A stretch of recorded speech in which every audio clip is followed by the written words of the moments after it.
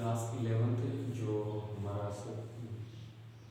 उसमें फर्स्ट जो चैप्टर था यूनिट्स एंड मेजरमेंट वो हम डिस्कस कर रहे थे। तो इसके अंदर हमने देखा था कि मात्रक क्या होता है, मापन की जो पद्धतियाँ हैं वो क्या क्या होती हैं। तो वो हमने डिस्कस किया था। 4 हमने पद्धतियाँ देखी थी, एमकेएस, सीजीएस, एफपीएस और एसआई पद्धति 4 हमने देखी थी। अब किसी भी भौतिक राशि का मात्रक निकालना है, किसी भौतिक राशि का मात्रक निकालने के लिए क्या करेंगे, यहाँ पर इन मात्रक पद्धतियों का काम में लेंगे कि किस मात्रक पद्धति में किस प्रकार हम क्या निकालेंगे, मात्रक निकालेंगे। तो अलग अलग मात्रक पद्धतियों के लिए अलग अलग मात्रक हम कैलकुलेट करते हैं। तो सबसे पहले हम बात करते हैं पहला जो भौतिक राशि है लंबाई। क्या ले लिया हमने, लंबाई। लंबाई को क्या कहते हैं, लेंथ। यहाँ पर लंबाई हो सकता है, चौड़ाई हो सकता है, ऊंचाई हो सकता है, गहराई हो सकता है। ठीक है, सभी का मात्रक क्या होगा। यहाँ पर फॉर्मूले की अगर मैं बात करूँ तो फॉर्मूला क्या होगा, फॉर्मूला लेंथ होता है। सिर्फ क्या होता है, कोई फॉर्मूला नहीं होता, लेंथ होता है। ठीक है, लंबाई।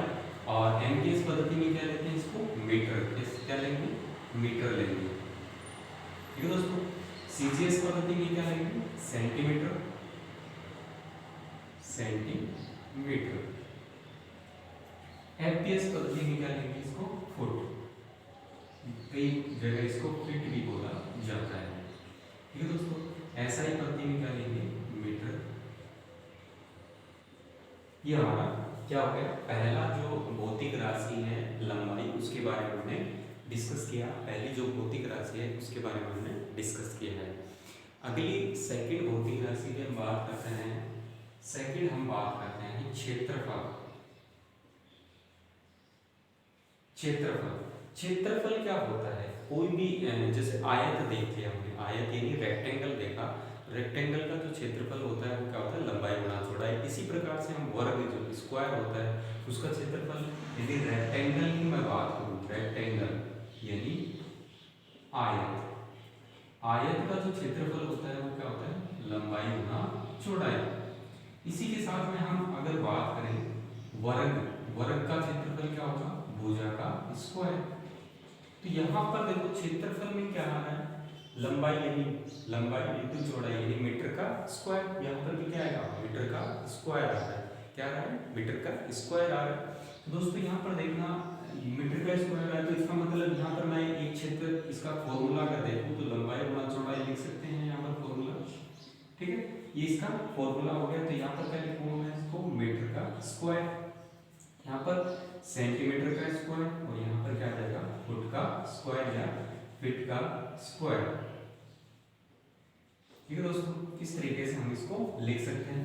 यहाँ पर फिर क्या आ गया, मीटर का स्क्वायर आ गया, स्क्वायर ऑफ मीटर। इस तरीके से हमने इसको देखा। थर्ड भौतिक राशि अगर हम बात करें आयतन, इसको इंग्लिश में एरिया बोलते हैं क्षेत्रफल को, और आयतन को बोलते हैं वॉल्यूम। ठीक है, तो आयतन की अगर मैं बात करूं तो आयतन कोई भी भौतिक राशि है उसका आयतन किसमें डिनोट किया जाता है, क्यूब में, यानी जो लंबाई होती है उसके क्यूब में डिनोट करते हैं। तो यहाँ पर मैं अगर हम बात करें घनाभ, घनाभ की बात करूँ तो घनाभ का जो आयतन होता है वो क्या होता है, लंबाई गुणा चौड़ाई, लंबाई गुणा चौड़ाई गुणा ऊंचाई। इस तरीके से उसका क्या होता है, आयतन होता है। यहाँ से metre multiply metre into metre, तो कितना आ गया, मीटर का क्यूब। इसी प्रकार से हम बात करें घन के आयतन की, तो घन का आयतन भी क्या होता है, घन का आयतन भी क्या होता है, उसके भुजा का क्यूब होता है। भुजा का क्या होता है, क्यूब, और भुजा का क्यूब होता है तो यहाँ पर भी क्या आएगा, मीटर क्यूब आएगा। तो मैं इसका जो फॉर्मूला लिख देता हूँ वो लिख देता हूँ, लंबाई गुणा चौड़ाई गुणा ऊंचाई। ठीक है, लंबाई गुणा चौड़ाई गुणा ऊंचाई। इस तरीके से हमने इसको लिखा। तो यहाँ पर क्या लिख सकता हूँ मैं इसको, मीटर क्यूब। क्या लिखेंगे इसको, मीटर क्यूब, और यहाँ पर क्या आ जाएगा, सेंटीमीटर का क्यूब, और यहाँ पर क्या आ जाएगा, फुट का क्यूब, और यहाँ पर मीटर क्यूब। अब आपको यहाँ पर दिखाई दे रहा होगा कि एमकेएस पद्धति और एसआई पद्धति, तो दोनों में क्या है, मात्रक सेम आ गए हैं। दोनों में मात्रक क्या आ रहे हैं, सेम, क्योंकि एमकेएस पद्धति और एसआई पद्धति दोनों क्या होती हैं, एक दूसरे से एक दूसरे के सिमिलर होती है, एक दूसरे के समान होती है। इसी कारण क्या होगा यहाँ पर मात्रक क्या है, समान आ है। ये इंटरनेशनल पद्धति है जो बाद में बनाई गई है, और ये तीनों पद्धतियाँ क्या है, लोकल पद्धतियाँ जो अलग अलग देशों की अलग अलग पद्धतियाँ थी। तो इस तरीके से हमने इसको देखा। नंबर 4 हम बात करते हैं वेग। वेग हो गया वेलोसिटी। वेग क्या हो गया, वेलोसिटी। वेग क्या हो गया यहाँ पर, वेलोसिटी। और वेलोसिटी का फॉर्मूला जो होता है वो क्या होता है, विस्थापन बटा समय। विस्थापन बटा समय। विस्थापन क्या होता है, एक तरह से लंबाई होती है, और समय क्या है, टाइम है। तो यहाँ से हम इसको लिख सकते हैं, लंबाई को किस में लिखेंगे, मीटर में, और समय को किस में लिखेंगे, सेकंड में।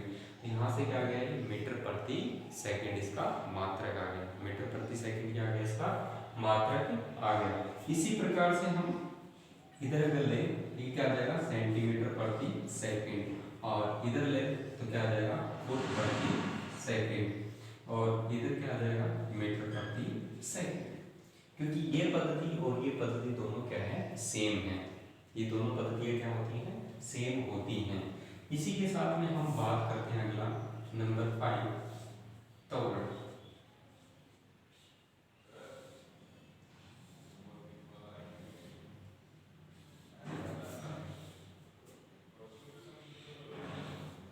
अगला हम बात करते हैं त्वरण की। तो त्वरण का जो सूत्र होता है, त्वरण जो होता है वो होता है वेग बटा समय।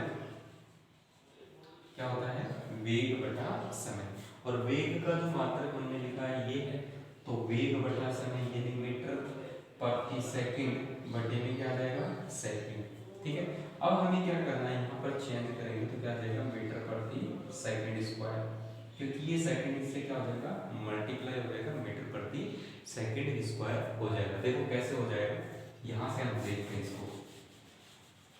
तो देखो मीटर प्रति सेकंड अपॉन में सेकंड हमने लिखा है, इसके नीचे क्या मान लिया हमने, 1 मान लिया। तो यहाँ से क्या आ जाएगा, मीटर प्रति सेकंड और मल्टीप्लाई में 1 अपॉन सेकंड ऊपर ले जाएंगे तो क्या आ जाएगा, यहाँ से मीटर प्रति सेकंड स्क्वायर। इस तरीके से हमने इसका मात्रक कैलकुलेट किया है, मीटर प्रति सेकंड स्क्वायर।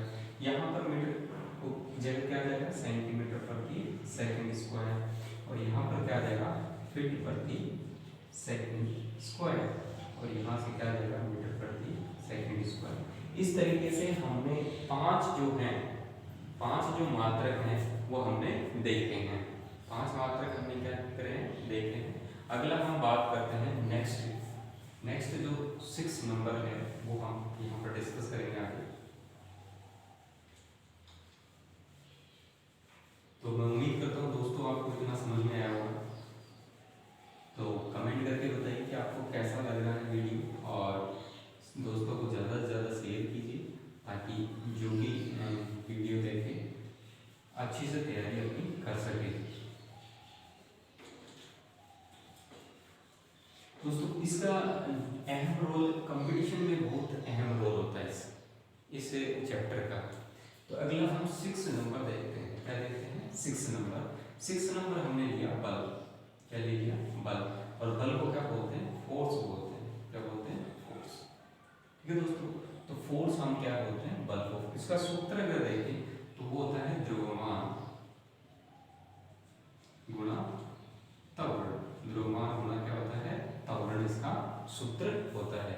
तो द्रव्यमान को हम एमपीएस पद्धति में किस में लेंगे, किलोग्राम में, और त्वरण का जो मात्रक आया था वो क्या था, मीटर प्रति सेकंड स्क्वायर, जो लास्ट हमने 5 नंबर देखा था त्वरण का मात्रक। इसी के साथ में हम बात करते हैं यहाँ पर ग्राम इंटू सेंटीमीटर प्रति सेकंड स्क्वायर।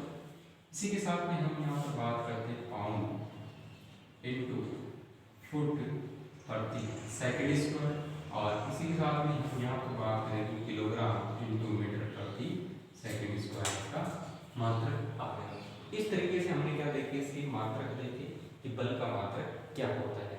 अब क्या हुआ, सभी देशों ने मिलकर एक मात्रक के लिए एक फिक्स वैल्यू बना दी कि इतना बड़ा ना लिख के एक छोटा इसको दे दिया न्यूटन। क्या दे दिया, न्यूटन नाम दे दिया इसको। क्या नाम दे दिया, न्यूटन, यानी कैपिटल एन, कि बल 2 न्यूटन है, 3 न्यूटन है, ये न्यूटन क्यों नाम दिया गया? क्योंकि न्यूटन ने क्या किया था, बल की खोज की थी।